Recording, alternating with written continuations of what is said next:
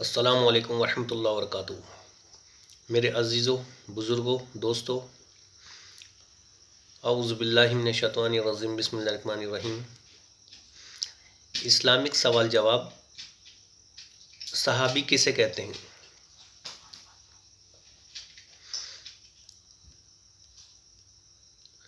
جواب، صحابی اس آدمی کو کہتے ہیں جس نے ایمان کی حالت میں حضور کو دیکھا ہو یا آپ کی خدمت میں حاضر ہوا ہو اور ایمان کے اوپر اس کی موت ہوئی ہو، ان کو صحابی کہتے ہیں۔ جنہوں نے نبی کو دیکھا ہو اپنی آنکھوں سے، انہیں صحابی کہتے ہیں۔ صحابی کتنے ہیں؟ جواب، ہزاروں ہیں جو آپ کی خدمت میں حاضر ہو کر مسلمان ہوئے اور اسلام پر ان کا انتقال ہوا۔ سوال، سب صحابی مرتبے میں برابر ہیں یا کم زیادہ؟ جواب، صحابہ کے مرتبے آپس میں کم زیادہ ہیں، لیکن سب صحابی باقی امت سے افضل ہیں۔ بے شک۔ سوال، صحابیوں میں افضل صحابی کون ہے؟ صحابیوں میں افضل صحابی کون ہے؟ جواب، سب صحابیوں میں 4 صحابی سب سے افضل ہیں۔ پہلے حضرت ابوبکر صدیق رضی اللہ تعالیٰ عنہ جو ساری امت سے افضل ہیں۔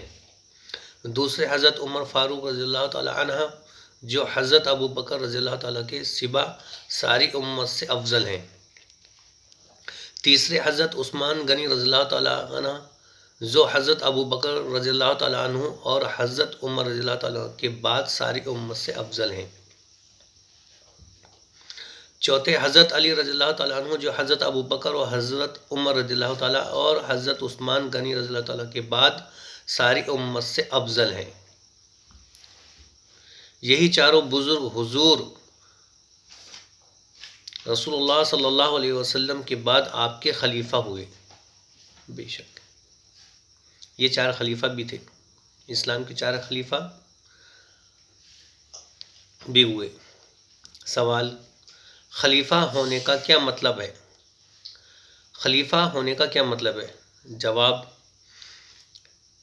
حضور صلی اللہ تعالیٰ علیہ وسلم کے دنیا سے تشریف لے جانے کے بعد دین کا کام سنبھالنے اور جو اجتماعات حضور صلی اللہ علیہ وسلم فرماتے تھے انہیں قائم رکھنے میں جو آدمی آپ کا کام ہو اسے خلیفہ کہتے ہیں۔ خلیفہ کے معنی قائم، مقام اور نائب کے ہیں۔ حضور صلی اللہ علیہ وسلم کی وفات کے بعد سب مسلمانوں کے اتفاق کے حضرت ابوبکر صدیق رضی اللہ تعالیٰ عنہ رسول اللہ صلی اللہ تعالیٰ علیہ وسلم کے قائم مقام بنائے گئے، اس لیے یہ خلیفہ اول ہیں، پہلے خلیفہ۔ ان کے بعد حضرت عمر فاروق رضی اللہ تعالیٰ عنہ دوسرے خلیفہ ہوئے۔ ان کے بعد حضرت عثمان غنی، ان کے بعد حضرت عثمان رضی اللہ تعالیٰ عنہ تیسرے خلیفہ ہوئے۔ ان کے بعد حضرت علی رضی اللہ تعالیٰ عنہ چوتھے خلیفہ ہوئے۔ ان چاروں کو خلفائے اربع، 4 خلیفہ اور خلفائے راشدین اور 4 یار کہتے ہیں۔ ولایت اور اولیاء اللہ کا بیان۔ ولایت اور اولیاء اللہ کا بیان، جیسے کہ ولی کسے کہتے ہیں؟ سوال ہے، ولی کسے کہتے ہیں؟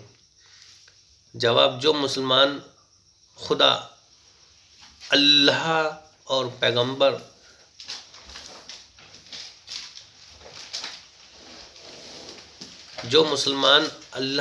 پیغمبر کے حکموں کی تابعداری کرے اور زیادہ سے زیادہ عبادت کرے اور گناہوں سے بچتا رہے، اللہ اور رسول کی محبت دنیا کی سب چیزوں کی محبت سے زیادہ رکھتا ہو تو وہ خدا سے قریب اور اس کا پیارا ہوتا ہے، اس کو ولی کہتے ہیں۔ سوال، ولی کی کیا پہچان ہے؟ ولی کی پہچان کیا ہے؟ جواب، ولی کی پہچان یہی ہے کہ وہ مسلمان، متقی و پرہیزگار ہو، زیادہ سے زیادہ عبادت کرتا ہو اللہ اور رسول کی محبت اس پر غالب ہو، دنیا کا لالچ اس سے نہ ہو، آخرت کا خیال ہر وقت نظروں کے سامنے رکھتا ہو۔ بے شک۔ سوال، کیا صحابی کو ولی کہہ سکتے ہیں؟ جواب، ہاں، سب صحابی خدا کے ولی تھے، کیونکہ حضور صلی اللہ علیہ وسلم کی صحبت کی برکت سے ان کے دلوں میں اللہ اور رسول کی صحبت غالب تھی۔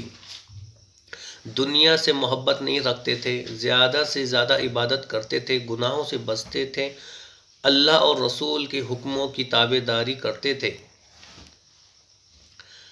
جواب، کیا کوئی صحابی یا ولی کسی نبی کے برابر ہو سکتا ہے؟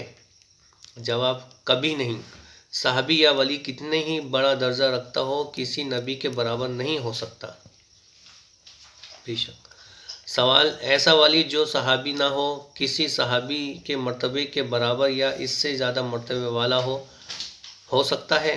جواب، نہیں، صحابی ہونے کی فضیلت بہت بڑی ہے، اس لیے کوئی ولی جو صحابی نہ ہو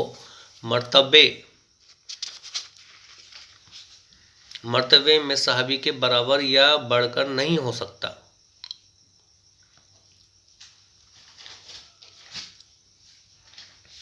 سوال، کچھ لوگ شریعت کے خلاف کام کرتے ہیں، جیسے نماز نہیں پڑھتے یا داڑھی منڈواتے ہیں، اور لوگ انہیں ولی سمجھتے ہیں، تو ایسے لوگوں کو ولی سمجھنا کیسا ہے؟ جواب، بالکل غلط ہے۔ یاد رکھو کہ ایسا آدمی جو شریعت کے خلاف کام کرتا ہو ہرگز ولی نہیں ہو سکتا۔ سوال، کیا کوئی ولی ایسے بھی ہوتے ہیں کہ شریعت کے حکم جیسے نماز روزہ انہیں معاف ہو جائے؟ جواب، جب تک آدمی اپنے ہوش و حواس میں ہو اور اس کی طاقت اور استطاعت ٹھیک ہو، کوئی عبادت معاف نہیں ہو سکتی اور نہ کوئی گناہ کی بات اس کے لیے جائز ہوتی ہے۔